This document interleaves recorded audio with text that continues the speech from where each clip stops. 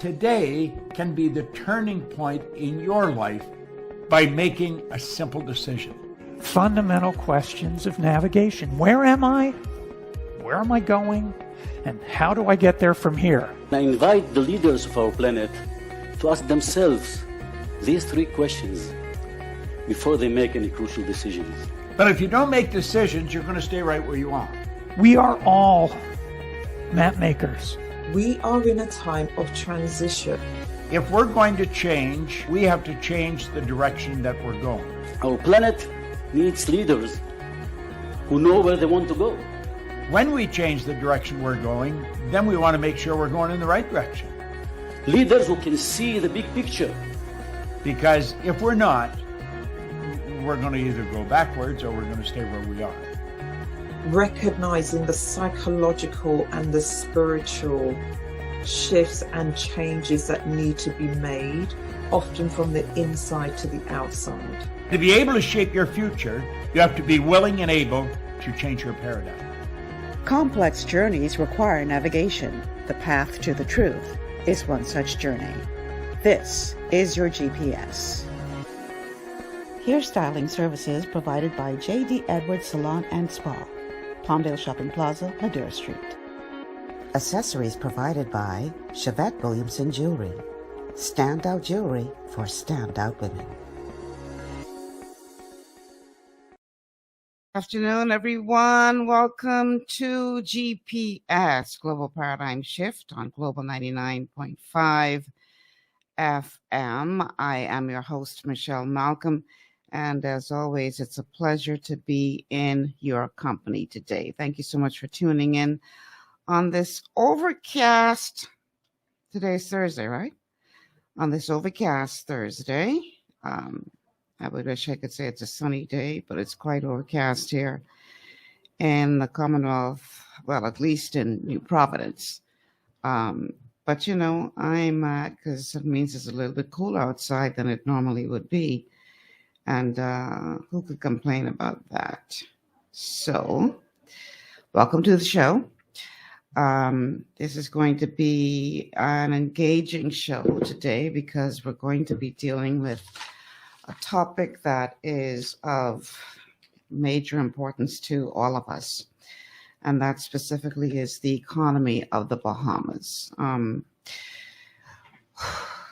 There's so much that we can talk about just surrounding this one topic because there's so many different layers as it relates to what is going on in the Bahamas. Much of it has to do with external factors that we have really very little control over, but yet we are being impacted by those external forces to the degree that our well-being and livelihood is seriously under threat.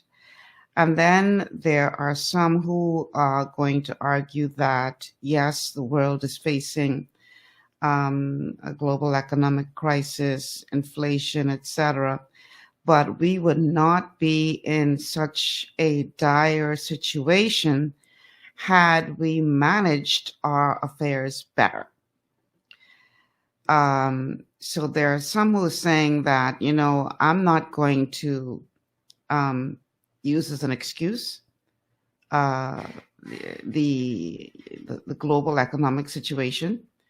I don't want to hear anything about the Russia-Ukraine war. I don't want to hear anything about all that because had we done a better job of managing our affairs, then we wouldn't be in such a dire strait. So when you hear our leaders issuing warnings like, be prudent and tough times are ahead, they are trying to nicely prepare you for what many believe is the inevitability of some really tough times ahead. I mean, they trying to soften the blow up front so as not to throw everybody into a panic. But truth be told, economists will tell you that we are in for a rough ride. And so the critical thinker and I, C. Alan Johnson, is he on the, he's not on? Okay, waiting for C. Alan to come on. C. Alan Johnson and I are going to be breaking down what is happening as it relates to this global inflation challenge that we find ourselves facing. Let me just make sure I sent him the right link. I did. And what it means for you and I, and how we can prepare ourselves for this rough road ahead. And C. Allen is not an economist per se, but I always enjoy my conversations with him because he calls himself a critical thinker for a reason, because he's going to come from outside the box with regard to the recommendations and solutions that he believes are perhaps the answer to our problem. Jason, let me know when he's on, please. And so this is what we're going to be covering today. You know, the Prime Minister in his recent national address did outline some things that I believe the government is putting in place to try to help to offset some of this, some of the challenges that we are likely going to face as a result of inflation. We've been hearing a lot about the increase in minimum wage, some saying that this is going to be difficult for some businesses to keep up with. But, you know, reality is that because of inflation, the cost of living in this country is ridiculously high. And he said he's having data issues and he'll join shortly. Okay. And, you know, more and more people are falling very close to or beneath that poverty line. And so we need to start thinking not just in terms of the few who are well-to-do, but the masses who need help and will need more help. Because truth be told, you know, if we don't find a way to help all to get through this, it's going to impact everyone because of the fact that, you know, people make some strange decisions when their back is against the wall. And we don't want our society to, what can I say, come to a place where, like some nations, particularly in the Caribbean, where you have the very wealthy and the very poor, and that's it. No in between. We don't want a nation where our middle class, what's left of it, is completely wiped out. Where you have the uber wealthy, because we have some of them here in this country, extremely wealthy people, and you have the poor struggling to make it, and nothing in between. So we're going to talk about our economy. How did we get here? What we need to do now, and the way forward. And whether or not the current administration has told us enough about what they plan to do, or is this a situation of us not hearing a plan or not seeing a plan unfold? And we're also going to talk about what you can do to protect yourself and your loved ones and prepare for what is coming. I was in working with a group of young ladies the other day, and we were talking about this inflation situation, and I said to them, you know, y'all need to start stocking up on food because a famine is coming. It's, you know, and they were like, mind you, I hear people saying this, but I really haven't been doing it. I say, sweet girl, you better start paying attention to what is going on. Don't just ignore the problem. Don't just act like you ought to be aware by now that that people are going to be hurting more so than they are hurting now. And And so now is the time to prepare for that. Now is the time to, as the Prime Minister said, start to be more frugal. In other words, stop spending money foolishly. Start stocking up if you can on food, non-perishables, etc. Because if things continue to go the way that many are expecting them to go, we may see a period of time when it will be difficult for the country to get food in here. So some analysts are saying that you need to stock up for at least 3 to 6 months worth of food to be able to sustain yourself and your family. This is where we're at, people. And I don't want you to think that you should just, I mean, I know people right now are having a hard time just meeting their needs for the week, much less 6 months or 3 months. But we have to figure out what we're going to do as individuals, as families, as communities, and obviously as our country, as a nation, to prepare for what is to come. So this is what we're talking about today. He's still not on? Okay, see, I'm having some serious issues today. The telephone numbers to call, 3260271, 3260271, 3260272, 3260272, 3260272, and the WhatsApp line to send us a text message. No calls, but message, text message, is 8010271. We have the WhatsApp line today, right, Jason? Yeah? Okay. 8010271 is the WhatsApp line. 8010271. We have a call already. Caller, welcome to GPS. Yeah, good morning, Mr. Malcolm. Good morning, listeners. Hi, how are you? Yes, while Alan about to come, I call in because you know I'm a listener. Love you as a sister. But anyway, what we're doing now, Miss Malcolm, is like when everybody say the hurricane is coming, everybody say, oh, it ain't coming. Everybody say this time, and then when it comes, everybody shuffle around. Yeah. So like Bob Marley said, this gonna be like a thief in the night. You know what I mean? So when everybody puts to love themselves from Doreen and keep on loving themselves, everybody going back in their same life. And when this hit, everybody going to try to love each other. But it's going to be hatred with it too. You understand? Because we didn't prepare ourselves for it. So they've been plotting this for forever. They were talking about it forever. Now, the whole of 2003 going to be, that's it. Depression, that's it. And they're going to slacken us up on 2004. Not 6 months. The whole of 2003. You understand? So, Miss Malcolm, I never stopped cooking outside. I never stopped loving people. I never stopped not eating. Even if I could, I don't train my body to solve everything because it's not healthy anyway. So on the mind thing. And you see that coconut on the tree? They better learn to start climbing because that coconut on the tree have water and not food. That's something they can't touch.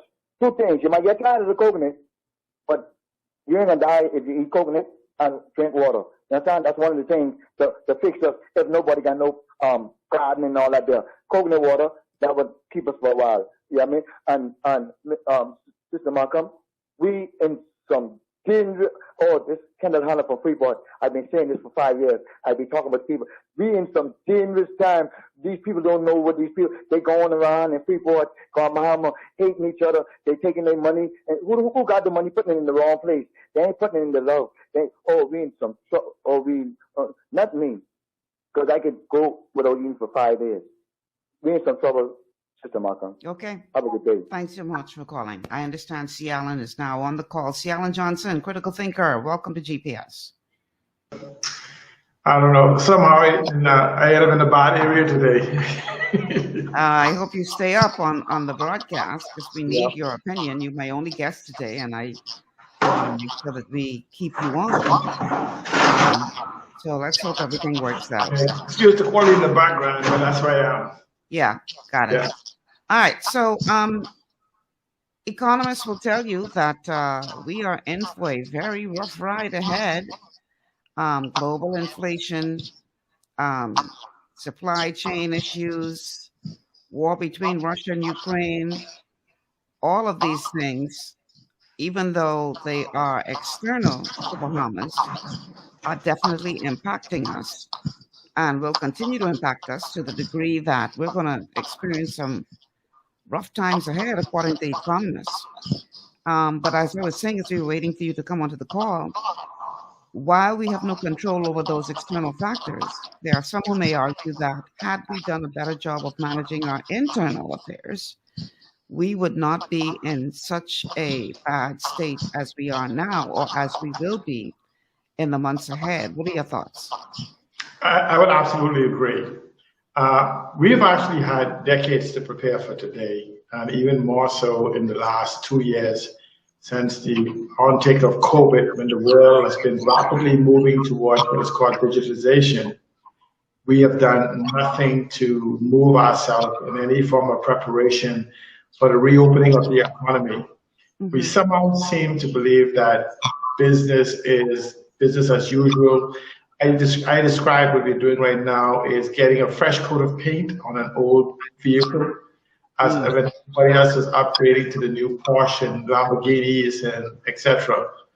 And so the problem is that we often like to lay blame on external circumstances. We don't do this, we don't do that. This is not something new that we've known, that we don't have control of external circumstances, but we have not done anything to diversify the economy in almost 50 years, 5 decades. And a lot of people say, diversify into what, or diversify from what. And I'm saying that those individuals who normally talk about diversifying from or into really have no idea what they're speaking about. Most of them just simply repeat what it is that people do.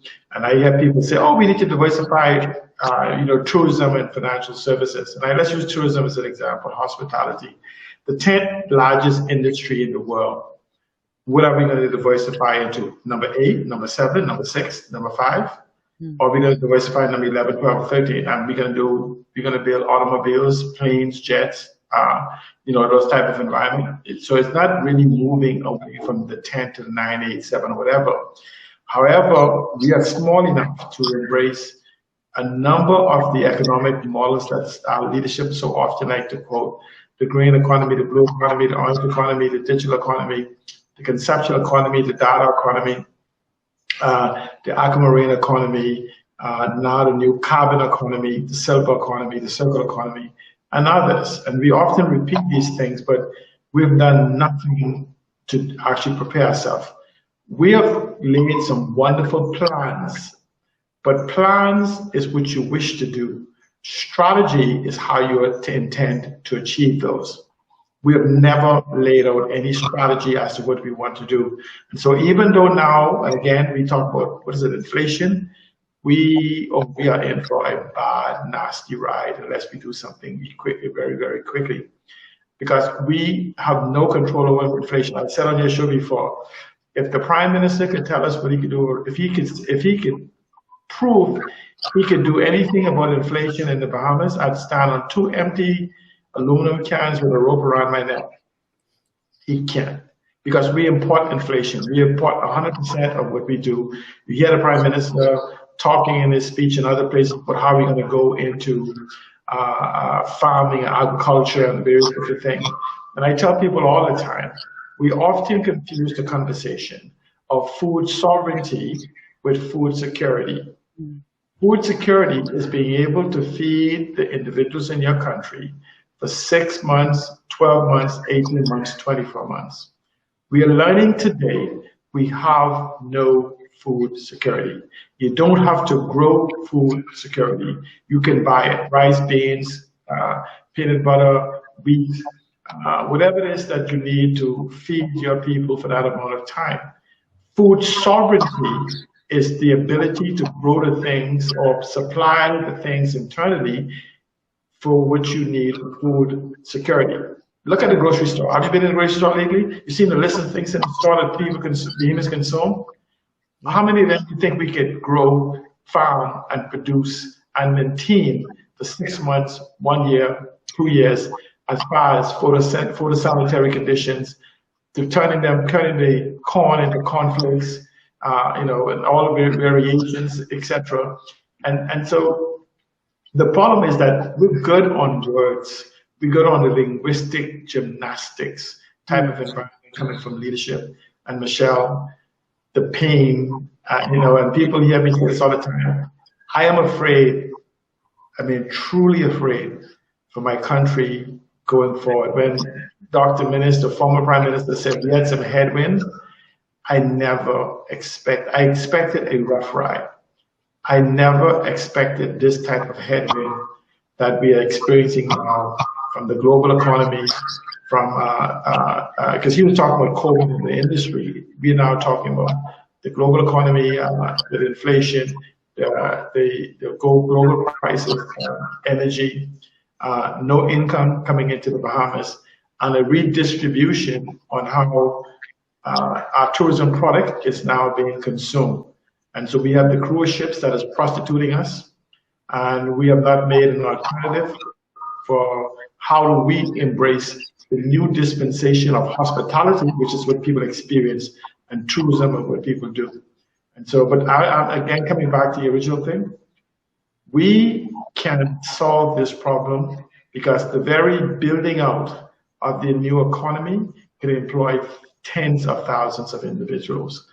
But we must look to leadership that actually has the understanding of this new reality that the world is in, as well as the ability to develop the strategy, not plans.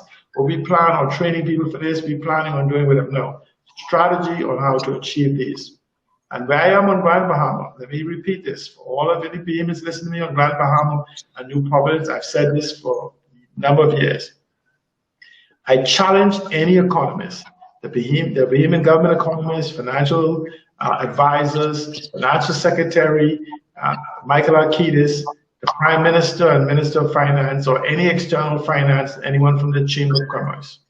If you can present, I challenge them to present a plan for the economic recovery of the Bahamas that Grand Bahama, and now by extension Abaco, doesn't play front and center role in it. And so if you don't hear the government of the Bahamas talking about the economic empowerment and development and shift to the economy of Grand Bahama and Abaco, then you know they're just bringing it. If, no ands, and but. And building these two economies, rebuilding these two economies, first of all, between the two economies are 25% of the Bahamas GDP. And here's I don't run on, Michelle, but listen carefully. We hear the government talk about this concept of we're returning to 2019 conditions. Let me repeat, that's not a misstatement. That's an absolute lie. Because here why. In September 1st of 2019, 25% of the 25+% of the Bahamian economy disappeared within 3 days. It's called Dorian. We have yet to begin to even assess Grand Bahama and Abaco, not less built. BPL has not been a friend to the economics of New Providence or any of the other islands in what it's done to the people and about to do with these new rate increases. And so what they may say is you have this arrival, that arrival, but you cannot return to the economy. This is why we don't have data. The Prime Minister talked about his speech about data analytics and all these other different things. It's a dirty word in government. We don't have data. We don't use data. We use how I think, how I feel, what I heard, what I was told, and what I guess. And I don't want to sound negative, but that's what it is. It says that you cannot manage what you cannot measure, and you cannot measure what you refuse to acknowledge. And I'm calling on my Bahamian people, beginning now, we must acknowledge our current condition, the plot apart out of it. We've been hearing these warnings for quite a while, Tia, from economists. People have been warning us that this is coming. And I'm not just talking about since September 16th of last year. I'm talking for quite some time now. I've been hearing persons saying, in private settings, we are heading towards the edge of the cliff. And you would hear ministers of finance and others say repeatedly, oh, it's not that bad, and, you know, we're going to make it through this, and even denying at times when people do come public and say, we are heading for the edge of a cliff. But like you say, you can't fix what you don't acknowledge. So what are we to do if we have not, which we clearly have not, prepared ourselves for these days ahead in terms of diversification? What can we do at this point? I want you to think about that. We have to take a quick break. I'm having some challenges with my camera. For some reason, it's not being recognized by the stream. So let me see if I can sort that out. So let's take a quick break. When we come back, we're going to talk about how we got here and what we can do looking forward to ensure that we don't end up going over the edge of the cliff. This is GPS. We'll be back after these words from our sponsors. Understanding your microbiome, also known as your gut ecosystem, can change everything you thought you knew about nutrition, digestion, immunity, and metabolism. Keeping your gut ecosystem healthy and balanced is essential. Ultimate Microbiome by Longevity was specifically formulated to optimize this ecosystem. It provides the advanced support your gut needs through prebiotic, probiotic, and postbiotic supplementation. Our unique blend of probiotics includes Lactobacillus and Plantarum, healthy bacteria that can help prevent harmful bacteria from taking over your gut. Increasing your gut's population of beneficial bacteria creates a more balanced gut microbiome, which has been shown to aid in weight loss, skin health, sleep, mood, and may even help with seasonal allergies. Ultimate Microbiome also promotes the production of postbiotics. Postbiotics are key to help regulate your gastrointestinal health. To enhance digestion, Digizyme Multi-Enzyme Complex, a blend of 5 specific enzymes, has been added to Ultimate Microbiome. It can help break down food so your body can better absorb nutrients. Plus, we've added our proprietary I-26 hyperimmune egg powder to aid in the elimination of disease-causing gut bacteria and help your body balance its immune response. Ultimate Microbiome, the scientific, proprietary, and holistic approach to gut health that helps optimize your body's entire gut ecosystem. To learn more, contact your Longevity associate.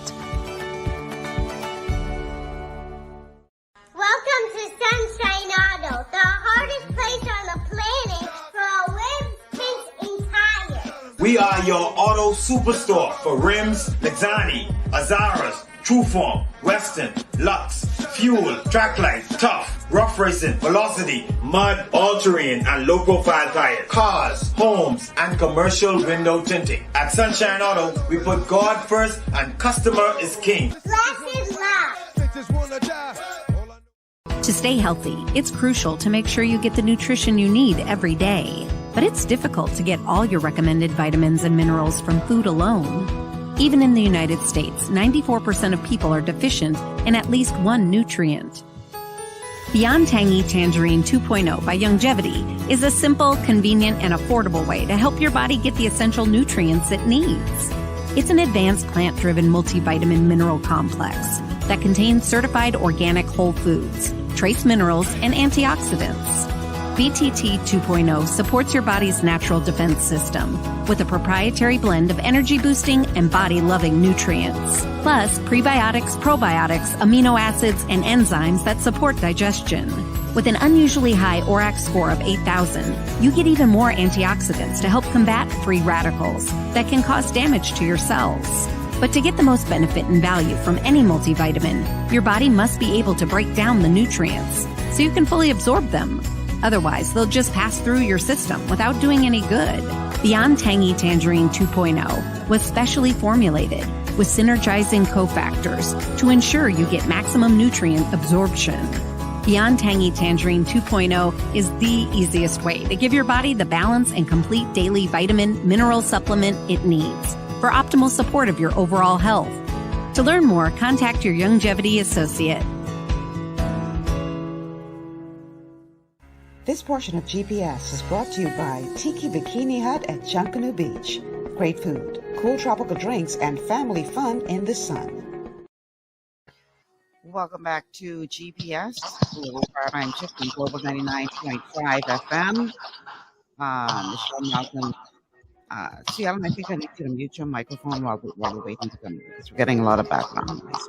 Michelle Malcolm here, along with my guest today, C. Alan Johnson. We're talking about the economy of the Bahamas as it relates to global forces and internal mismanagement, and what we need to be doing now and going forward to try to turn this thing around, because we have been repeatedly warned that we were heading for the edge of a cliff, and that day is seemingly not far away, and the Prime Minister has been trying to nicely tell you all to prepare.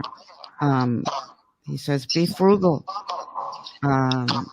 We see decisions being made that some are questioning whether or not they're the best decision for us. And you got to be able to read between the lines to understand what is really going on in your country and how it's going to impact you. The telephone numbers to call, 801-0271, 801-0271, 801-0272, 801-0272, and the... Huh? It's 326. Oh, so we have no WhatsApp line. The WhatsApp line is dead. Okay. All right. See, Alan, before we dive in some more, let's explain for those who don't quite understand how inflation works. Because would you agree that inflation is a man-made phenomenon? What do I mean by that? Pastor Miles always used to say, no money has left the earth. So if no money has left the earth, how is it that we come to these places where things crash and all of a sudden, everybody's concerned about having sufficient funds to do this and do the next if no money's left the earth? And I know I'm oversimplifying it, but break down for us how inflation happens and whether or not this is a man-made phenomenon. No, this is more like, it is man-made, it's us, but this type, the one we're experiencing right now, is a little more unique than a straightforward impact. Inflation generally occurs when there is more demand than there is supply for goods and services, which then causes the prices or the value of those things to increase greater than the monies that is there. That's what we're kind of experiencing in this particular circumstance. If you remember, if you go back to the chain supply because of COVID that interrupted the supply of goods that is needed for the pieces that's needed for finished goods, which then costs a competitive nature for those particular goods. So your money then has less value. You're making the same amount of money, but the things that you want to consume cost more. Okay. So what also happens in our particular situation is the thing is now come to the point that it's costing more to produce the things we need, in additional to the supply chain due to the rise in energy costs, which people are contributing to the Russia-Ukraine war. So we're getting a double whammy in regards to monies in the marketplace. In America, for which we depend, because of the stimulus and the printing of money, there was plenty of money to be spent, plenty of demand for consumer goods, and people were spending money, buying stuff, and it became a competitive nature. What they've done is they've pulled back on the lending of money by raising the interest rate, which also caused goods to go up, the price of goods to go up, and which would then we're hoping to stabilize the pull that was coming on the demand for goods by making it more expensive to spend, more expensive to buy, more expensive to acquire. That has not worked in the way we have anticipated. So what we have is almost this variation of inflation coming out of the United States, which then affects the whole global supply chain type environment. But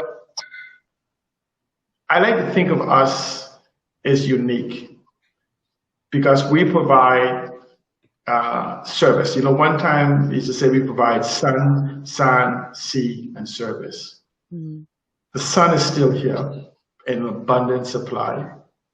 Sand is still here, the beaches in abundant supply, and the sea is still here in abundant supply.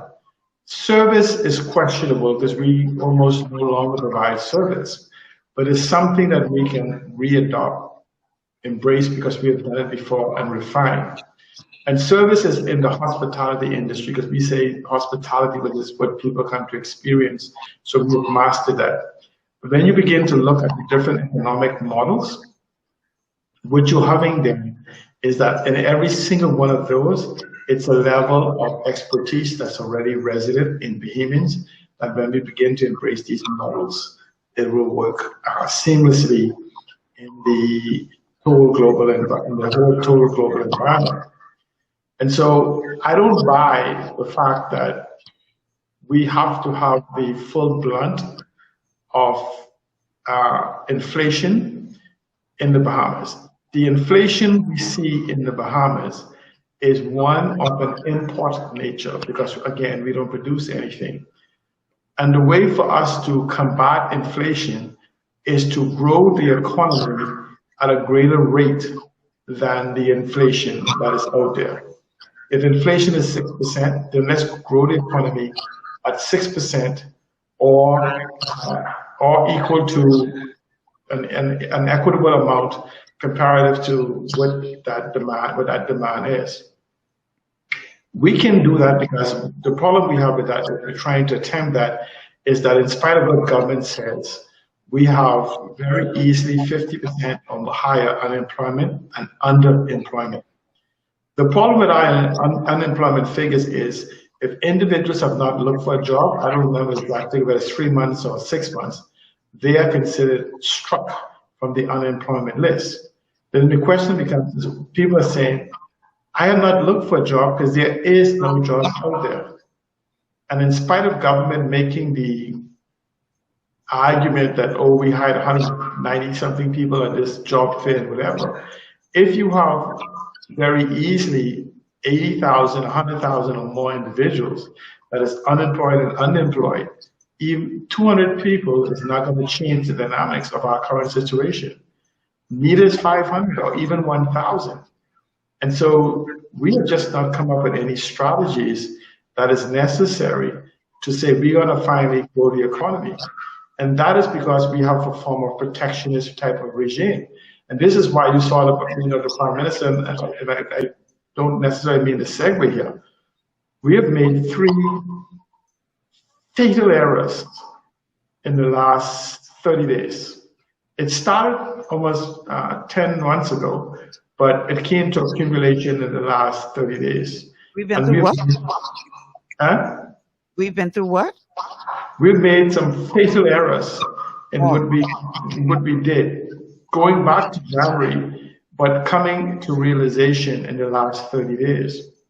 And I know people may not understand this, and that's the 3 fatal errors is we have raised the minimum wage, an absolute necessary. In fact, the minimum wage needs to be raised higher than the 260. The question is not whether we needed to. The question is, did we have a strategy for doing so? We don't. The second aspect of that is the generation of power in the Bahamas. Generation of power in the Bahamas is already too high for us to be viable for almost all economic models and investors. And the government in the Bahamas made a fatal mistake in not hedging the fuel charge in the early part of the year and then hiding it for about 9 months. Now we're going to pay the consequences over the next 8 months or longer in high exorbitant fuel charges. The fatal error we have done so far in this economy is that we have tried to regulate a capitalistic model that we have designed. And it's an extractive model if you look at the purest sense, but we try to do it without data. And so for me, the choices, the three errors that we the first, and I consider these the Progressive Party fatal errors in their first term, unforced errors in their first term, was the fact that it's the oil error with BPL. Second is because of that error and having to raise the energy bills for individuals, the government then ran to alleviate that. And you know how you say when you're in the hole to stop digging? Well, when they found themselves in the hole with BPR, what they did was train somebody, throw me a shovel, and that shovel was the minimum wage. And so they began digging further and further. And then they says, hey, why don't we dig another hole because it'll help with the other hole we're digging, and that was the food, the bread basket items. Let me explain to people a little bit about the minimum wage. When the government talks about minimum wage, they're not just talking about individuals making $2.10 per hour. Everybody falls, when we speak about raising the minimum wage, every single person making less than the minimum wage is who you're speaking about. So when the government said there's 60,000 individuals out of the 220,000 individuals that are in the Bahamas that make a minimum wage, they are wrong. That's the 60,000 people that's making the 210. What about the guy that's making 215, 220, 225, 230, 235, 240, 245, 250, 255, and even 260? Mm-hmm. All of those individuals was making below the minimum wage that must now be adjusted. That puts a huge burden on an economy where you've added the tens, if not hundreds of millions of dollars to the payroll, and there's no growth to cover it because we have not recovered from Dorian or from COVID. And so when you even look at a business, and here's what you have a tier, and the civil service is a good example of that. In the civil service, you have each person has a level, you know, you have the different levels within the civil service. And every level has a degree above the previous level below it. And so that means that when you have me in the civil service and I'm making 210, when you move me to 260, any individuals in the tiers that was making 260 or 240 or 250 expects to be, the tier is supposed to grow until it reaches the top. And so essentially when you move a person from 210 to 260, let's just use two things. Let's say you got 210 and the next step is 260. That person that's making 210 now is making what tier 2 makes at 260. So you can't have tier 1 making the same as tier 2. So that means tier 2 now must have a new rate of their payroll, and that adds an additional burden of payroll to the government. It has the same impact on small businesses. And so here it is that you do the multiple. If you have 10 persons working for you at 210, the government just added $26,000 to your payroll, $26,000 to your payroll without consulting you or even having you prepare in the purest sense. You have Are you concerned that based on what you just said, there will be a sort of a backlash where people start laying people off, letting people go because they just can't afford that extra 26 grand? And will we now look at adding to that very long list of unemployed persons as a result? Do you think that is a realistic concern? It's a high possibility because you remember now, you just changed the dynamics of my payroll system. You've just changed the dynamics of my energy bill to the tunes of tens of thousands of dollars. Let's use Fusion as an example. Fusion is an example. They anticipate that $400,000 will be added to their light bill that they did not plan for or anticipate. And so when you have businesses of multiples of people employed, you add it to their payroll. Let's say they have 50 people employed, right? You've added a huge amount to the payroll. You've added hundreds of thousands of dollars or even millions of dollars to their energy bill. And then you've changed the dynamic of the economy for those in the restaurant business. Now, I want you to listen carefully. The government, those 38 things that the government has done, those are not 38 items they added to, these are not 38 items they added to the bread basket or the price control. They added 38 categories, which is about 5,000 to 6,000 different products they added to the bread basket. So now you're going to have businesses that need to make the decision on certain things where they have not calculated yet how to adjust their prices with what the energy bill is bringing, in anticipation of continuously going up on a monthly basis. Now you've asked them to limit the profit that they would have made, and then you've asked them to also increase the wages of their workers. And you've asked them to do it yesterday, which is Monday, from the announcement he made on what, Friday or Thursday. And so the question is, where does the businesses in this country get to create that economic model? Where does the mom and pop, now listen to what the grocers are saying. The grocers, we have to understand, the wholesalers and retailers and even the manufacturers. We have to understand that when they start not supplying certain products or limiting certain products because there's not profit in it, it has a trickle-down effect. It has a trickle-down effect on energy suppliers. And before I get to this point, let's talk about a food store or even a restaurant. If you have other people that provide services for you, they too must add these costs into their businesses. So when a guy was charging me, say, $50,000 a year for the service, he's now picking up the phone to me and say, hey, Alan, I have to adjust this for 10%. I got to charge, instead of $60,000 a year, I got to charge you $66,000 a year. Something, again, I didn't anticipate. Because he now must absorb minimum wage and other price adjustments. He must now absorb the energy increase in his type environment. Now let's go back to the food store. All of these smaller businesses, services, these entities. And so as they begin to reduce in size, these smaller entities are also impacted. So what do? You have no other choice but continue losing money and shut down your business, or you make a decision that you're going to cut costs, and one of the first things is labor. And so it has that detrimental effect. And so when one person is laid off, they no longer have money to put into the economy, so businesses where they shop at is impacted. Now let's say the food stores decide they're gonna have a little less tomatoes and lettuce and other different things, and potatoes they provide to the local restaurants and stuff. Those restaurants, secondly, don't have throughput for people coming in because of they are impacted by those people are impacted by the energy bill, some of them by layoffs, etc. And now they have a lack of supplies to actually service their customers coming in. So it has that impact.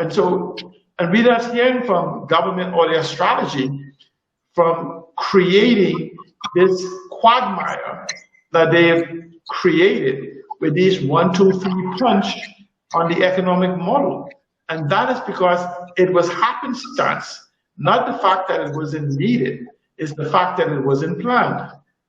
And so we are suffering a huge blow, an economic blow, 1, 2, 3 economic punch.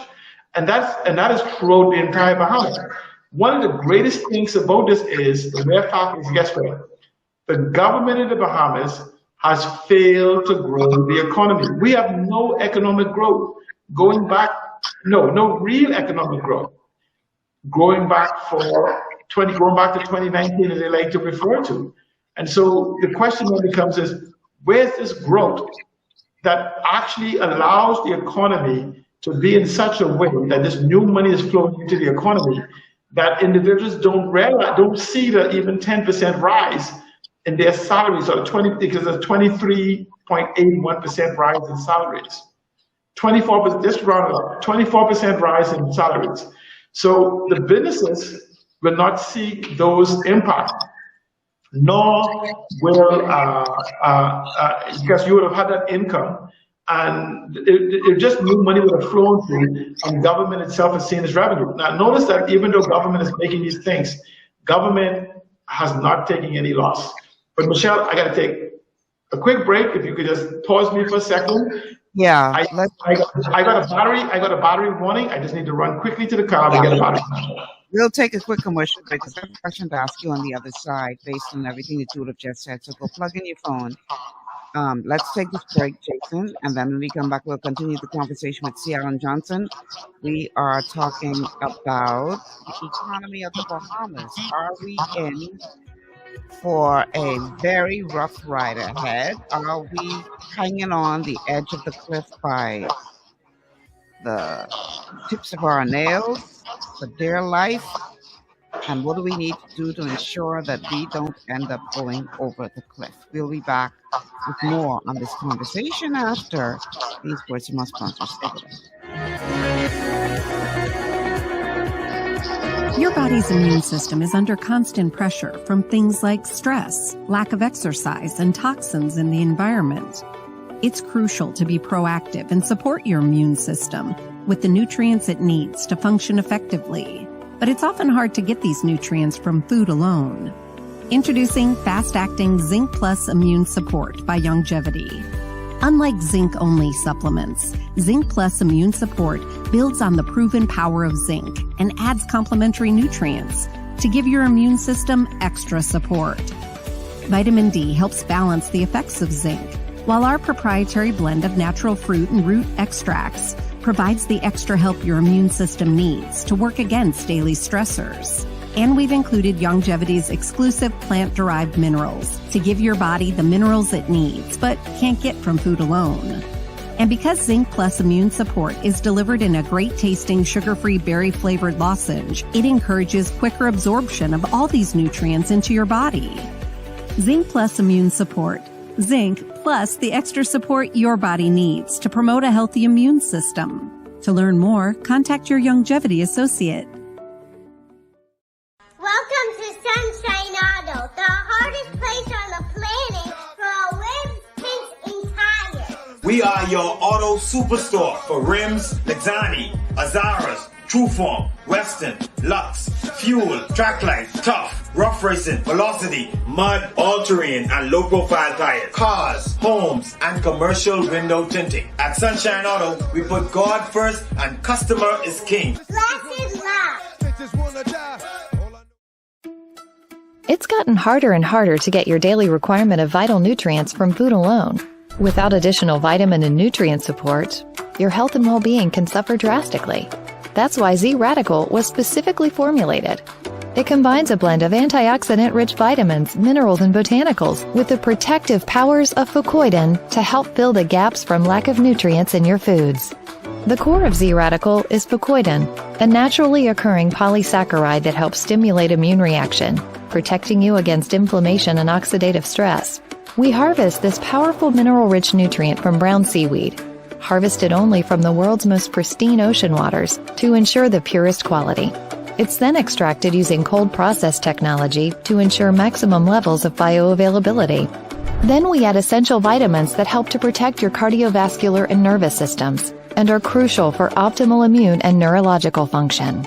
Z-Radical also includes a proprietary blend of delicious antioxidant-rich fruits and berries. This great-tasting combination helps your body combat free radical imbalances that can contribute to a variety of degenerative conditions like arthritis and heart disease. Z-Radical. Experience the power of fucoidan with antioxidant-rich berries, 8 essential vitamins, and more to provide you with potent health benefits. To learn more, contact your Longevity associate.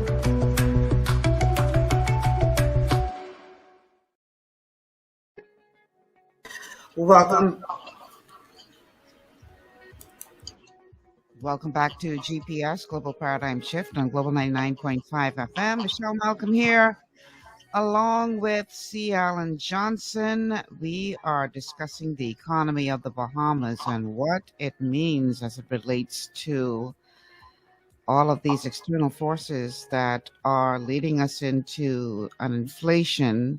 Well, we're already there, but anticipate that it's going to get even worse in the days and months ahead, and what you need to be doing to prepare. The telephone numbers to call: 3260271, 3260271, 3260271, and the WhatsApp line. Sorry, 3260272, 3260272. No WhatsApp line today, folks. The WhatsApp phone is being charged, I'm told. It's dead. C. Allen, based on everything you would have said in the last segment,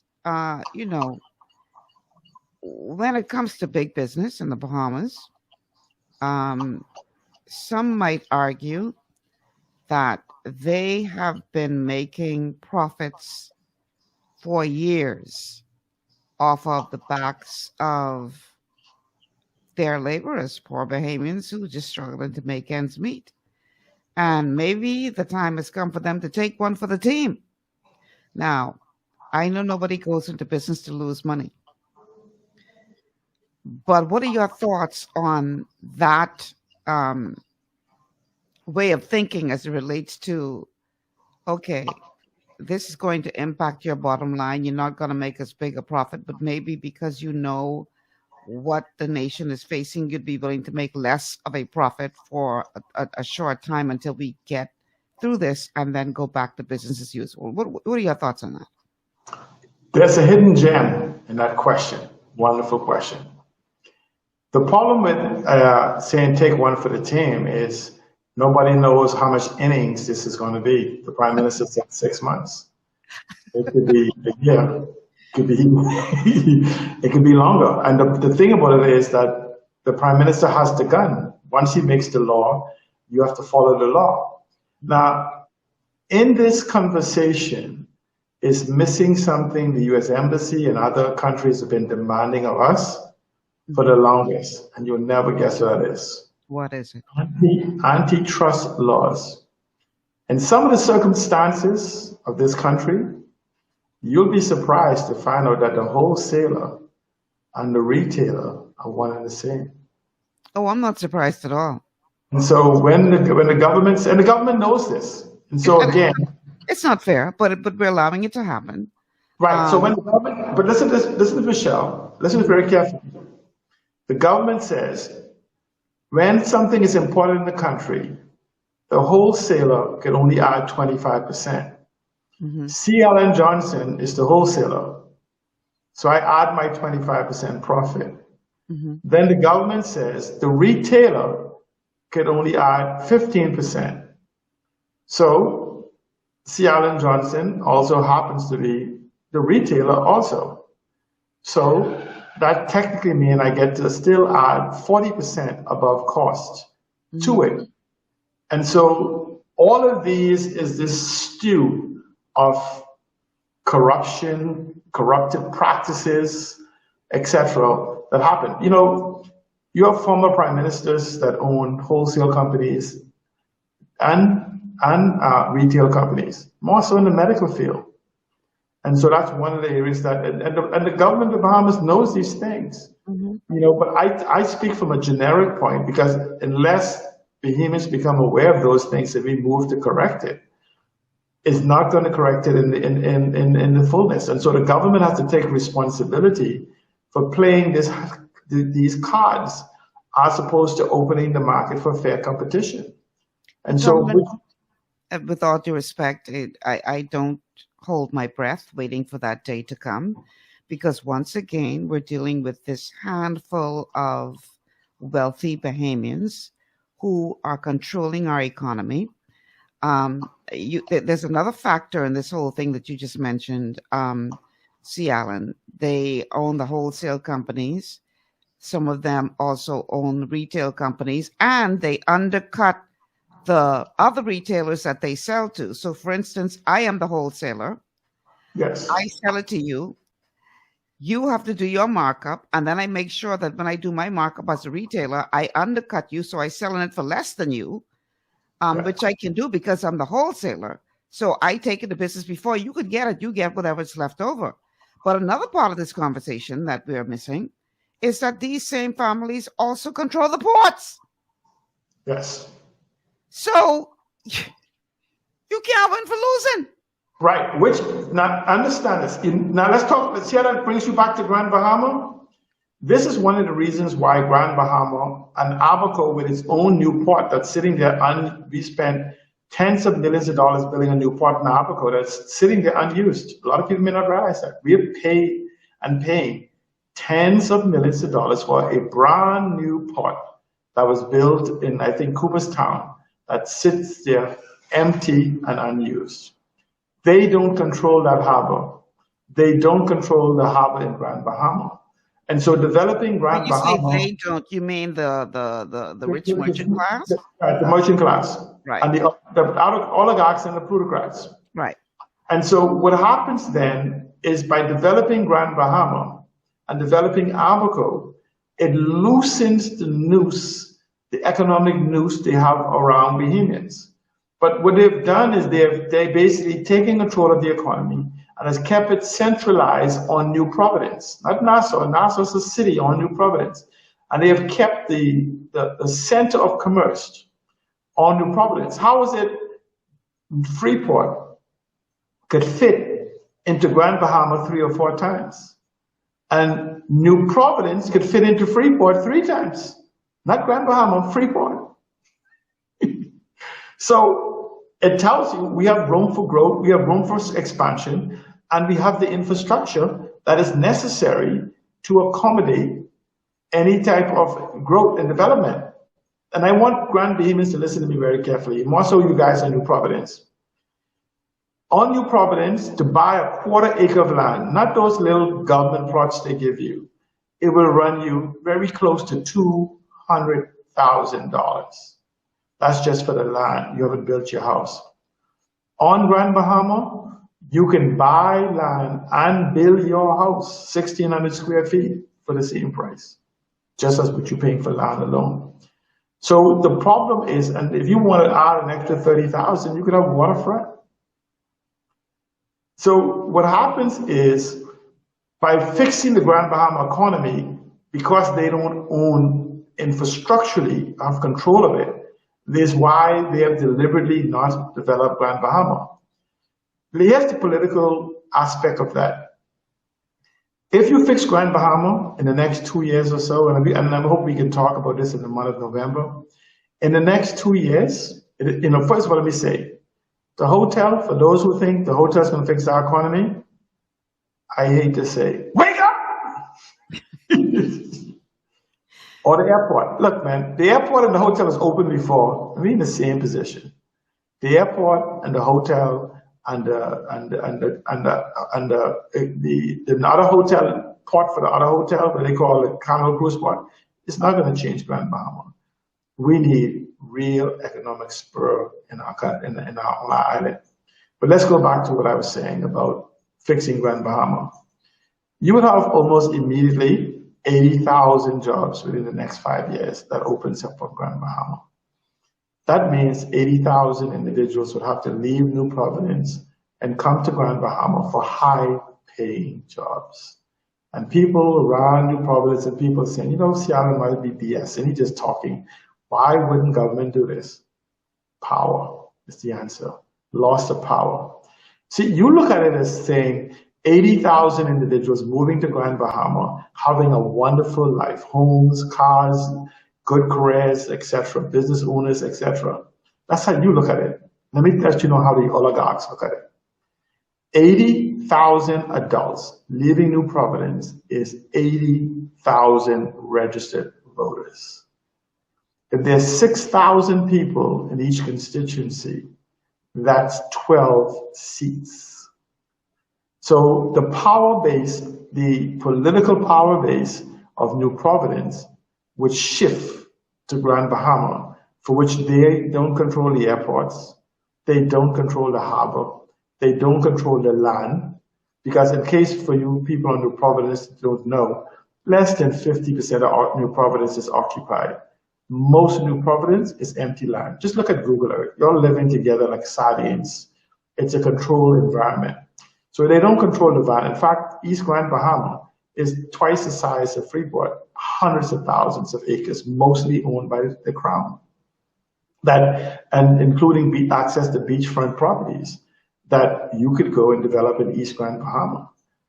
But fixing it would cause an economic revolution that was promised by Sir Lyndon Pinland and the Progressive Liberal Party. But you've had people like me who've told you for almost 2 decades, and no one has dismissed what I've said. No one has argued against it. No one, the economists don't. But we've had other leaders that sell you trinkets, dreams. They tell you, I got a Bahamian dream for you. I just need you to go back to sleep. I got a Bahamian dream for you. Just go back to sleep.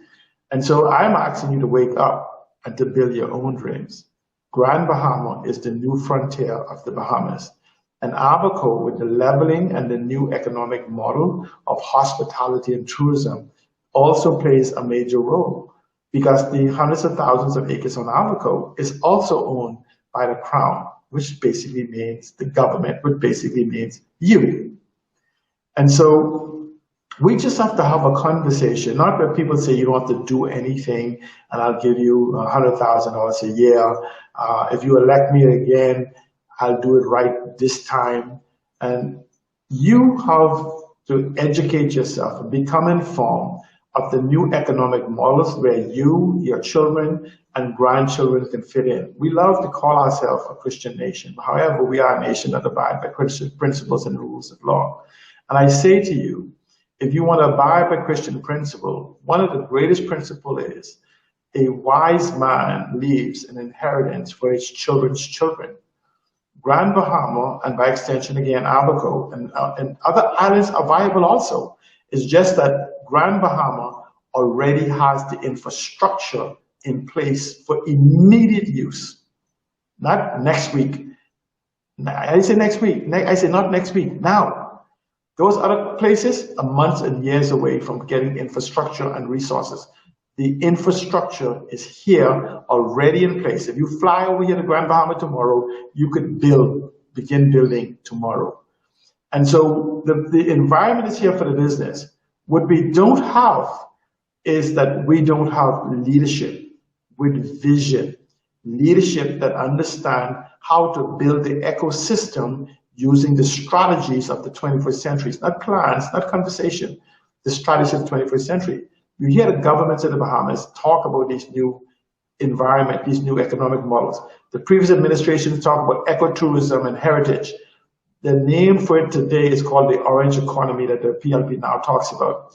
The previous administrations talk about tech hub. The name that this government now uses is digital. They're identical, they're the same, just two names for difference. Okay? Then now you have the government now says to you, ecotourism. That's the previous administration under minutes. But this government is saying the green economy. It's the same thing as ecotourism, the eco environment. So nothing has changed except they've rebranded it, but they have not done anything to actually lay out a skeletal or a strategy on how to bring this ecosystem into fruition. In 1 year, for a small company with 40,000 people, the CEO would have been fired. Look at what happened in the UK. They already caused the Prime Minister to resign as of last night. 4.5 months? Yes, because she could not do what she said she was going to do. But we let these current leadership sit for 5 years and we say, well, I'll punish them. I'm going to vote them out. And I can put the other guy who couldn't do what he said he's going to do back in as punishment for this one. And then, and you keep doing it. And Einstein has a description, they call it insanity. And I'm simply saying is the new economic models of the world gives you opportunity now you will never have in another 1,000 years. We are in the first convergence economy revolution. They call it the first convergence revolution, where digital and the analog world merge. A lot of people call it the metaverse and multiverse and these things. We are also now in the second digital revolution, the third technology revolution or technological revolution, the fourth industrial revolution, and the fifth social revolution. And so essentially, we are in a position also in this whole new carbon economy that gives us access to resources. DeFi, they call it decentralized finance, property tech, tokenization, which is something we have to do for the entire economy, and lost my train of thought. But these things, what do you call it? Fintech, sorry. These things are available for Bahamians to give them access to capital, many for 0% interest, and so much for zero payments using a concept in finance called off-take agreements, using real estate and property as a backstop. I'm going to have a show on that with you very soon. And basically, you no longer need Royal Bank, Scotiabank, Commonwealth Bank, Bank of the Bahamas, anything. Why would you go to them and pay 12% loan, 9 months to get approved for a house, when literally speaking, in weeks, you could get approved for a house for up to $700,000 as long as it builds into it an off-take agreement, and zero interest. And get this, zero payment. I challenge you to call the Minister of Finance, the Minister of Investments, and the junior minister and the economist, and let them say that C. Allen Johnson just said is not possible. But it is what it is. I have someone here who's taking issue with you, C. Allen. Perlene says, you know what I don't understand with C. Allen? He knows all of these things. Why isn't he out there helping to enlighten the people by being more active and advocating? Every time C. Allen, we be in awe of what he's saying. Why doesn't he do something? He's very smart and intelligent.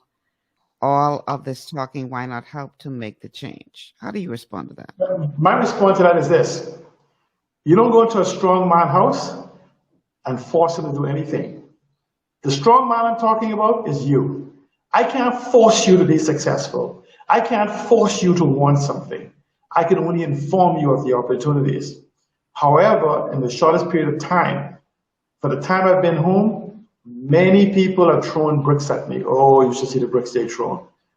But very soon, before the end of this year, I'm going to show you this beautiful mansion I built with the bricks they threw. Beautiful. It's beautiful. It's beautiful. I may just be the first legitimate legal billionaire in the Bahamas. It's beautiful. And I am going to carry some people with me. I can't carry everybody with me. Maybe like you, Michelle, and about 20,000 others who wants to be millionaires. The rest of you who are happy with just overbroke suckery in a just overbroke system, we will make sure that you have jobs that pays livable wages, $650 to $700 a week, so you can pay your bills if the government goes up on your energy bill. But I'm simply saying to you, and I said to them, is this. Let me use one example of a platform I have built. It's called Hospitality as a Subscription and Tourism as a Service. And it uses the very off-take agreement there is, where the typical person will come to me, and in the same, let's say you're trying to buy a $200,000 home with 5%. The same down payment that you would use to put down on the house, that $10,000, what you will do is let me help arrange an off-take agreement for you to get into the VRBO business. Some people call it bed and breakfast. VRBO is for longer term rental, where you would use my platform, raise the money that you need to build your home and these VRBOs, or bed and breakfast as you call it, and it becomes self-funding. An off-take agreement is where I get, let's say you have 52 weeks in each, let's use 2 units as an example. You have 52 weeks in each of those 2 units. What I would do is I will pre-book one of those units for 10 years in advance. Let's take the income from that 10 years in advance and advance it to you and hold the title to your home and to your VRBOs. And every year that you fulfill a part of this off-take agreement, I will release 10% of the value of that property to you. So in essence, I am making you a pseudo manager that gets 10% ownership plus a salary for managing those 2 units. But you get to live in the house that accompanies those 2 units. And in 10 years, you will own this piece of property with an income that's coming in from 2 fully functional 5-star units, a house where you have no mortgage payments, and that's built as a passive home where it uses 10% of the energy. And guess what? No monthly payments as long as you service within the industry. It's going to be a more elaborate conversation. And based on my platform, in the initial 4 to 5 years, I anticipate about 2,500 to 3,000 individuals within the first 5 years. Then, as we begin to build the infrastructure, because understand, just like in Grand Bahama, nobody is going to buy the hotel because people don't come for rooms, they come for things to do. So in the same way with my platform, we have to build the same infrastructure for golfing and deep sea fishing and all these other different things that people come for tourism for. Nobody's going to build an airport for people to fly in and have no place to stay and nothing to do. And so at the same time, when we say we're going to build Grand Bahama hospitality or tourism product, we have to build the airport. We have to build the room nights. They don't have to be that hotel. We have to build the activities. And at the same time, we have to build support infrastructure, whether it be police, fire, medical, all these different things. That's the plan that we need for Grand Bahama. And you believe it or not, it is easier than you think, and billions of dollars is sitting waiting for you to simply have a government to put in place the correct legislation, the correct policies, the correct programs, and the correct procedures. And it can be done in a matter of 2 weeks. And in so all fairness, to Pauline's point, have you it's a very innovative idea. Have you presented the concept of the idea that you're now discussing to any administration? And if so, what kind of response have you received? You've heard more of what I tried to present to them than they did when they came. I've spoken to almost every member of parliament for the last 20 years. If you go to my social media page, if you heard me on the air, I've always been an advocate for us adopting the future. The problem is no one in the Bahamas seemingly wants to have the future because they were comfortable in the past. And again, the fact that I can lead you to water, I can't force you to drink. I'm hoping now that the economic condition that we will encounter is going to create a thirst in Bahamians that they will demand a drink.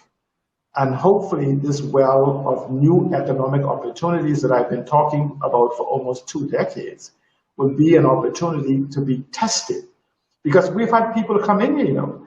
I've talked about a tech hub for almost 2 decades. I told you the Bahamas was the #1 digital prepared place in the world. They took people who could barely turn on their phones in the last administration to actually attempt to execute it. This administration has done the same thing. One used a female, this one is using a male. And they go to Google and they talk. Stevie Wonder, which is these ministers in charge of technology, comes to Ray Charles, which is the people, and tells them how beautiful this painting is going to be. And then they hire, believe it or not, they hire blind Blakes to help them accomplish it, some foreigners who come in. And we've spent billions of dollars in the last 30 years to digitize our economy, and we can't get a paper document. We have this government right now who is now talking about technology.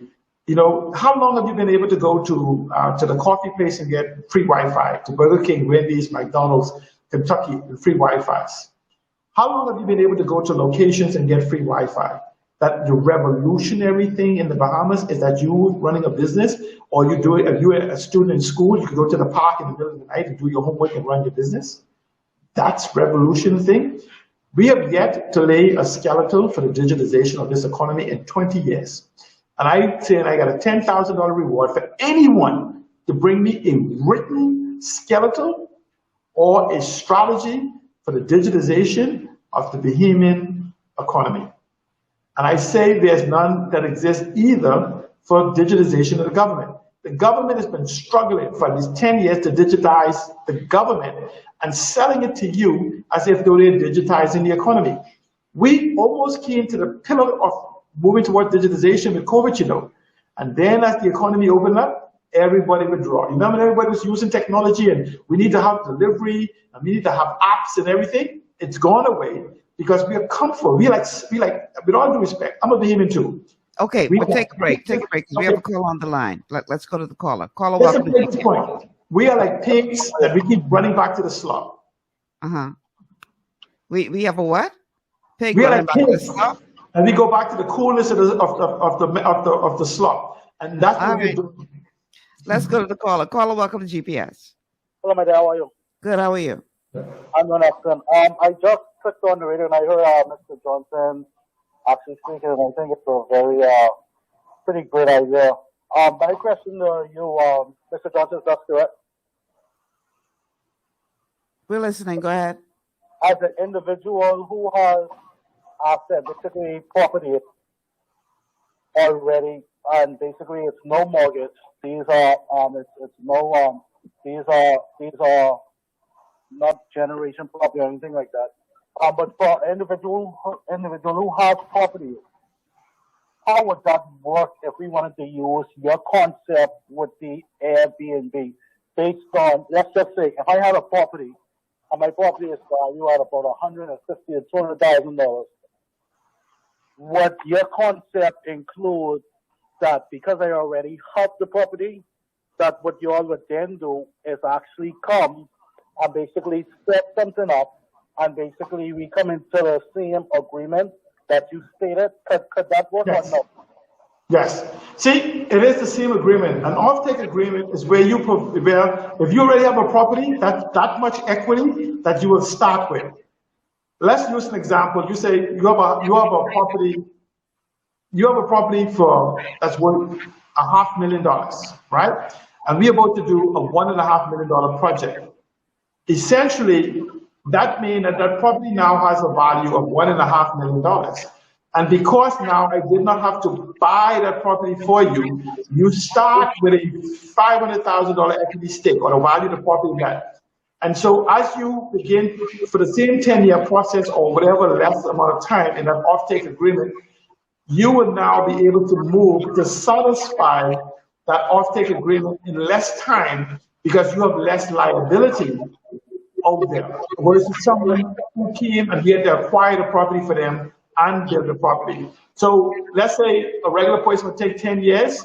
You may now be able to satisfy that off-take in 6 years. Caller, you need to turn down whatever you're listening to us on because we're getting some serious feedback.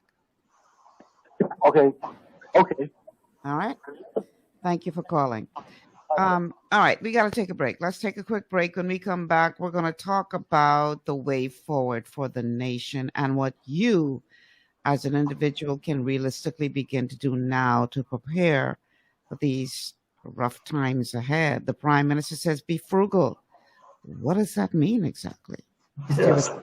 This is GPS. Understanding your microbiome, also known as your gut ecosystem, can change everything you thought you knew about nutrition, digestion, immunity, and metabolism. Keeping your gut ecosystem healthy and balanced is essential.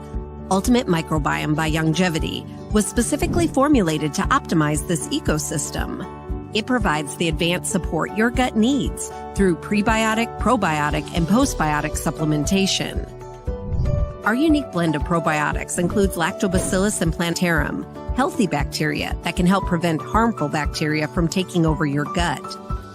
Increasing your gut's population of beneficial bacteria creates a more balanced gut microbiome, which has been shown to aid in weight loss, skin health, sleep, mood, and may even help with seasonal allergies.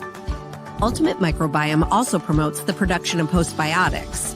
Postbiotics are key to help regulate your gastrointestinal health. To enhance digestion, Digizyme Multi-Enzyme Complex, a blend of 5 specific enzymes, has been added to Ultimate Microbiome. It can help break down food so your body can better absorb nutrients. Plus, we've added our proprietary I-26 hyperimmune egg powder to aid in the elimination of disease-causing gut bacteria. and help your body balance its immune response. Ultimate Microbiome, the scientific, proprietary, and holistic approach to gut health that helps optimize your body's entire gut ecosystem. To learn more, contact your longevity associate. Welcome to Sunshine Auto, the hardest place on the planet for a rims, tints, and tires. We are your auto superstore for rims, Lexani, Azaras, Trueform, Western, Lux, Fuel, Trackline, Tough, Rough Racing, Velocity, Mud, All-Terrain, and low-profile tires, cars, homes, and commercial window tinting. At Sunshine Auto, we put God first and customer is king. Blessed love. To stay healthy, it's crucial to make sure you get the nutrition you need every day. But it's difficult to get all your recommended vitamins and minerals from food alone. Even in the United States, 94% of people are deficient in at least one nutrient. Beyond Tangy Tangerine 2.0 by Longevity is a simple, convenient, and affordable way to help your body get the essential nutrients it needs. It's an advanced plant-driven multivitamin mineral complex that contains certified organic whole foods, trace minerals, and antioxidants. BTT 2.0 supports your body's natural defense system with a proprietary blend of energy-boosting and body-loving nutrients, plus prebiotics, probiotics, amino acids, and enzymes that support digestion. With an unusually high ORAC score of 8,000, you get even more antioxidants to help combat free radicals that can cause damage to your cells. But to get the most benefit and value from any multivitamin, your body must be able to break down the nutrients so you can fully absorb them. Otherwise, they'll just pass through your system without doing any good. Beyond Tangy Tangerine 2.0 was specially formulated with synergizing cofactors to ensure you get maximum nutrient absorption. Beyond Tangy Tangerine 2.0 is the easiest way to give your body the balance and complete daily vitamin mineral supplement it needs for optimal support of your overall health. To learn more, contact your longevity associate. This portion of GPS is brought to you by Tiki Bikini Hut at Junkanoo Beach. Great food, cool tropical drinks, and family fun in the sun. Welcome back to GPS Global Paradigm Shift on Global 99.5 FM. Michelle Malcolm here along with C. Allen Johnson. We're discussing the economy, inflation, and what you need to be doing to prepare yourself for the rough ride ahead. The telephone numbers to call, 3260271, 3260271, 3260271, or 3260272, 3260272. One more time, 3260272. No WhatsApp line today. Hopefully the WhatsApp line will be back up in time for tomorrow's show. All right, C. Allen. So they had a job fair the other day. 1,500 people showed up. The line was from here to East Jabim. People looking for jobs. People looking for jobs. People looking for jobs. Is that what we should be encouraging? What do I mean by that? Should we be encouraging people to find a means by which they can take the skills that they have and create opportunities for them to own their own businesses? And I'm not talking you have to start with some $100,000 or $1 million or whatever. But start on a very small scale and build up. I used as an example the other day, we were talking about this. Tiki Bikini Hut, one of my sponsors, Byron Coley, Austin, started his business with $50 and a cooler. And he filled up the cooler with ice, put some drinks in there, and went on the beach. Started selling to the tourists. Now he has a fairly successful business right there on Junkanoo Beach, where he started with a $50 and a cooler. And there are other examples of people who took the lemon that they were handed and made lemonade. We nationally always seem to make decisions, particularly our politicians, the persons we elect, based on jobs, jobs, jobs. Now, I hear the Prime Minister, what he had said in his recent address about encouraging more Bahamians to become entrepreneurs and the amount of money being invested in helping to develop businesses. But do we need to have a, no pun intended, paradigm shift as it relates to getting people to open their eyes as to how to take this dark cloud and find the silver lining in it and turn this adversity into an opportunity? Are we looking in the wrong direction once again? Yes, we are. Absolutely, there's nothing wrong with jobs. It's just that there's a difference between jobs being jumpstart our business sectors and jobs being just over broke suckers in a just over broke system. There's an absolute difference. The problem is we are not developing systems in the Bahamas that develop skill sets for the 21st century that allow individuals to have a single individual to qualify for homeownership, to build a retirement plan, to send their students off to college, to send their children off to college, etc. What we're doing is we're creating jobs that allows you to barely survive, because we have not developed any new industries except the prostitution model of tourism, where cruise ships is the majority of our customers. Do you know we count people on cruise ships who don't get off as our total visitor count? What benefit? Do you know that we pay cruise ship passengers who don't get off the ship? We pay the cruise ships just because they count as part of the passenger count? It's madness.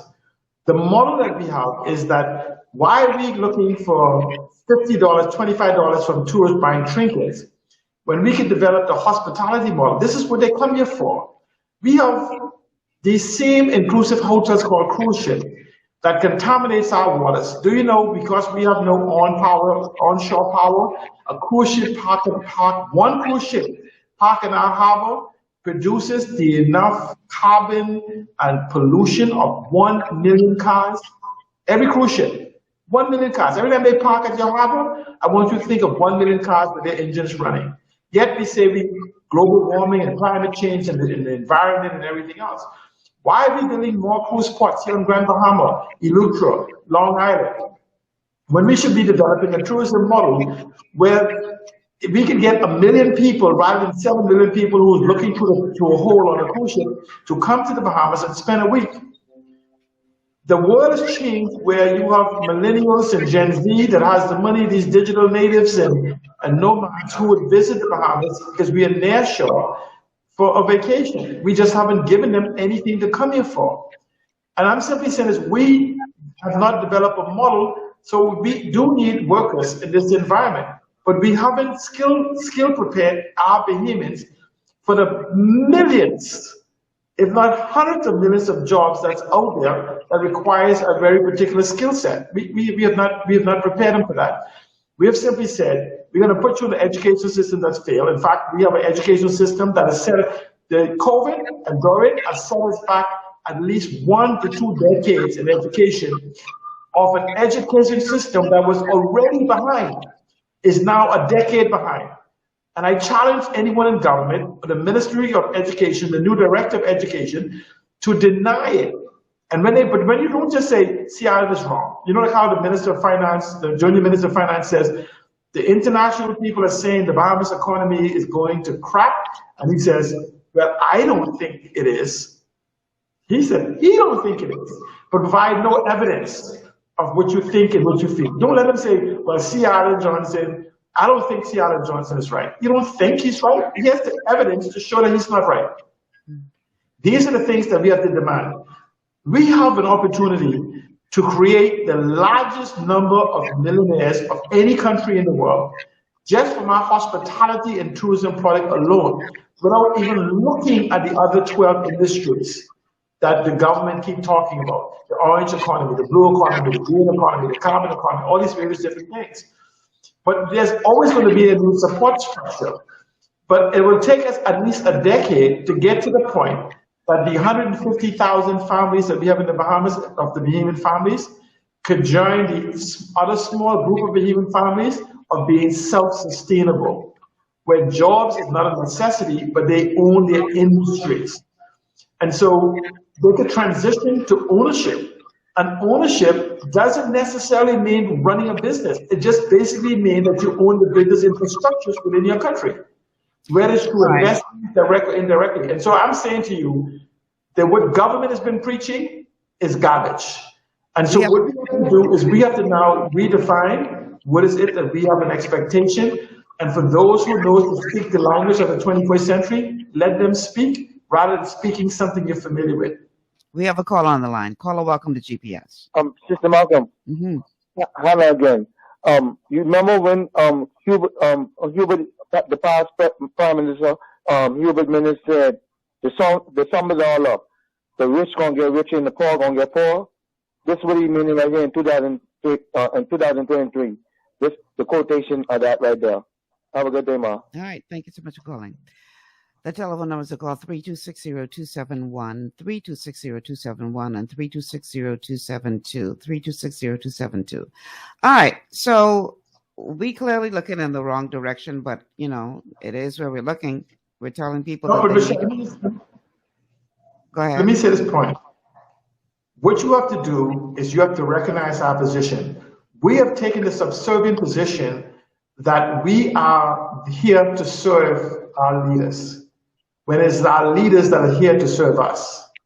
We have them telling us what they're going to do for us, rather than us telling them what they're going to do for us. They tell us, well, I'm going to do this for you, I'm going to do this for you. No, we need to get in the position, more so for Grand Bahamians, and we need people from around the Bahamas to support Grand Bahama as we begin to have a conversation on the rebirth of the Bahamian economy.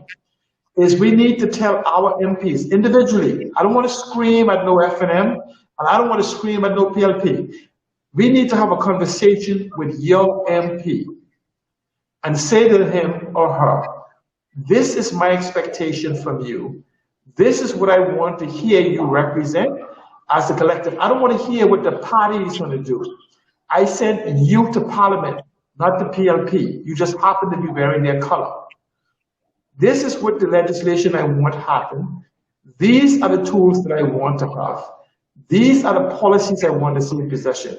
And so when we begin to make these demands of the individual MP, we only need to get 20 of them to agree for the Bahamas to get the Bahamas we want. So stop looking to political parties as a solution. Take control of your employee, which happens to be your member of parliament, and tell them what to do. But you have to come together as a community, as a constituency, and make that demand. And you'll be surprised what 5 of you in that constituency can do. 5 of you, influencing 5 people is 25. They influence 5 is 125, 625, 3125, 15,625. That's the power you have. Remind you, there's only 6,000 voters. And so if 5 of you was to get together and get to understand the new global economic model, and the fact is that every resource you have, the Bahamas is the value. It is the Bahamas that's worth the trillions of dollars that you can leverage to get what is necessary to move your family from where it is to where you want to be. We have a call on the line. Caller, welcome to GPS. Yes, this goes to the political tinker. You go in a circle. You remember when the PM came, before she got elected, she said, we're gonna not put the tree increase on the light bill, we're not gonna lie, we're gonna do. Now you hear on the radio say it's nothing she could do and they don't. What is you talking about? How could we go to her and she can't do nothing? You run in the circuit for the people. Get to what we're gonna do when this stuff get locked down, sir. Thank you. All right, thank you for calling. Yeah, Michelle, what happens is, what the government is saying is, we cannot disrupt the economic model we have that benefits the select few, because the United Nations laughed at us when we said we was going to reach 30% by 2030, because they know where we are. They know where we are with wind energy. They know where we are with solar energy, and they know where we are with tidal energy, and the resources we have. We can reach 100% renewable energy, almost free, Okay, within but 10 Alan, years. the caller has a good point, though, because you make some excellent points, but quite frankly, I am not very confident that anything that you're suggesting is going to be implemented before this crash comes. So what do people as individuals right now need to be doing to prepare themselves and their families to face this impending crisis? That's what I'm saying to you. We don't have it this way. Unlike other places that have social safety net programs, we have none. Right. We are that creek paddle without paddles. We don't have to depend on others. And here's where our strength comes from. Building the new Bahamas is an economic model. But that's not going to happen in time, Alan. Let's be real. It's not going to happen. See, Michelle, what I'm saying to you is, if you understand the choices out there, the very models the government talks about, the government talks about all of these various, the aquamarine economy, the digital economy. These models doesn't take weeks and years to develop.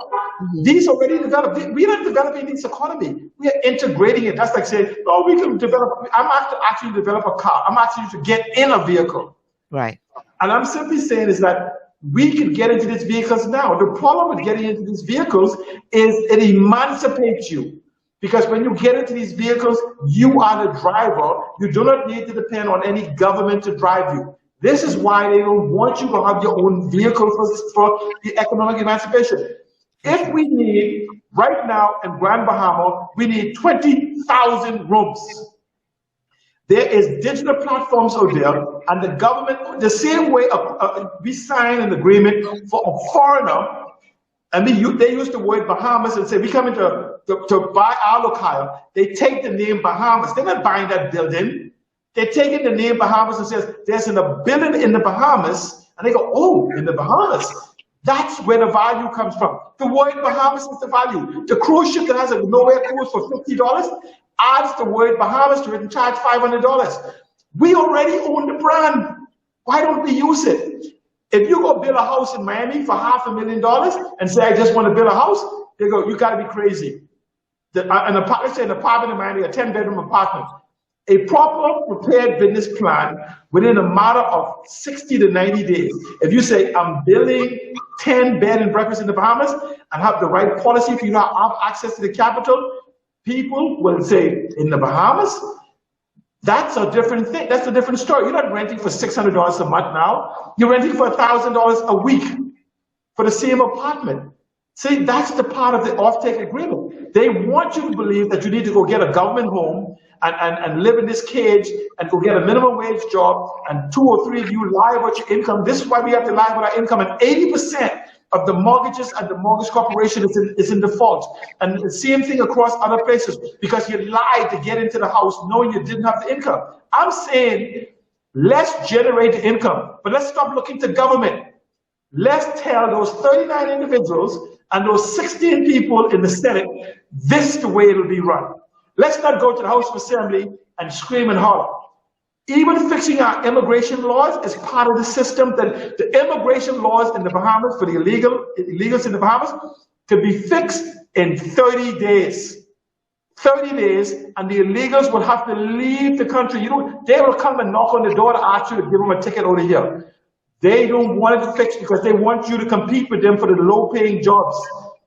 I'm simply saying is that these people don't want solutions.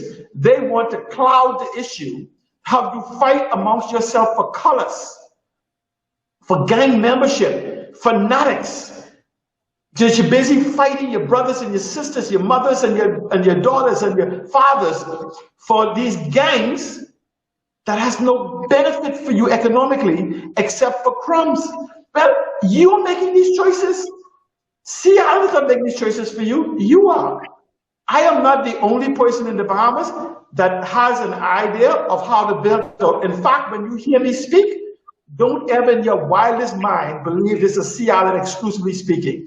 I am the collective intelligence of individuals within this country expressing themselves, not me. They are expressing themselves through me.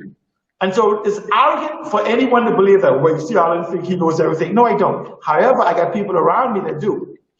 And I happen to be able to express the collective intelligence of them, which is also you. You have the ability to have the same level of intelligence access that I do. But if you decide that you want, he don't like my party, then you stay where you are. You're at the water. We are at the waterfall moment. We can drink or die of thirst today. And I'm saying to you, we can transform this economy, but we can't have conversations like, they're raising my bill again.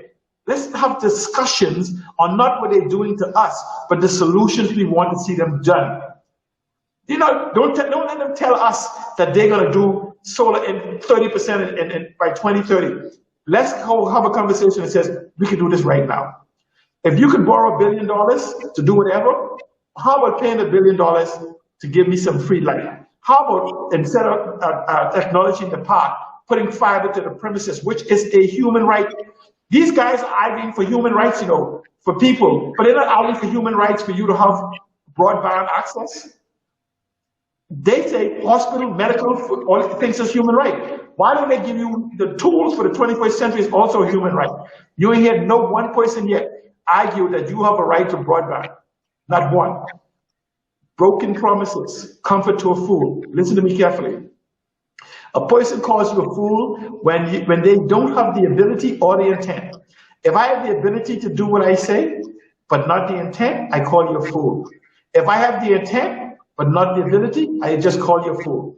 When a person makes a promise to you, they must have the ability and the intent to do it. Other than that, they're calling you a fool. We know these individuals don't have the ability, whether they intend to or not. They're proven it for 50 years. Why do you believe them now? Try something new. What do you have to lose? As of today, we need about 80,000 jobs in the next year to offset this economic collapse. The government is telling you, come to the park and bring your resume. There's some foreigners who will be into town, will give you a job, rather than redefining the hospitality product.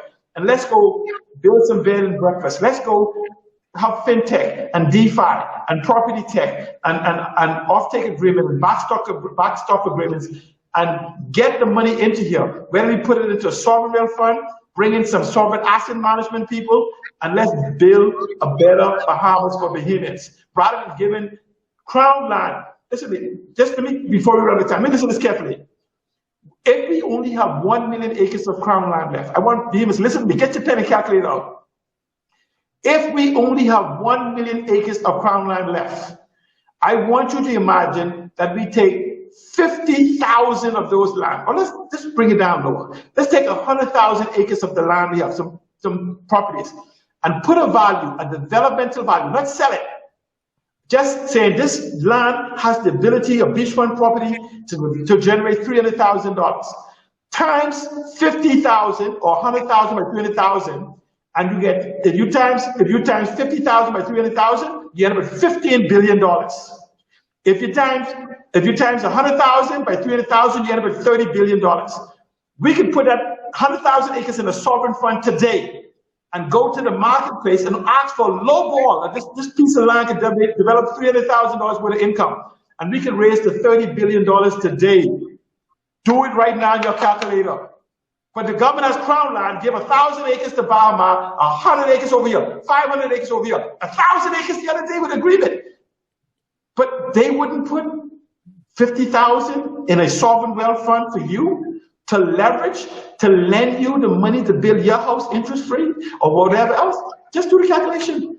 Do the calculation. 50,000 by 300,000, do 100,000 by 300,000, and tell me what you get. And tell me that the economists in the government office don't know the same formula. That the prime minister, the keeper of crown land, doesn't know this. Tell me those land barons that are selling you a fraction of an acre for $200,000 don't know this. We are the suckers in this whole thing. You know what we are? We the conk. We the conk, and every day we asking them, beat me, beat me, beat me. Let's stop being conks. Wow. We need to create a sovereign wealth fund that put every asset, known and unknown, seen and unseen, tangible and intangible, into a sovereign wealth fund for the benefits of Bahamian. And then we get a sovereign asset management company to run it, the way Singapore and Norway and the rest of them do. And we will have trillions of dollars in the sovereign wealth fund in the shortest period of time. Not billions, trillions. Our airspace, our shipping lanes, our aragonite, our billions of dollars in gold, and what is it, in sunken treasures, our carbon credits. Okay, do you know the National Geographic says the caves in the Bahamas, the crystal caves in the Bahamas, cannot be valued because they don't know how to count that high?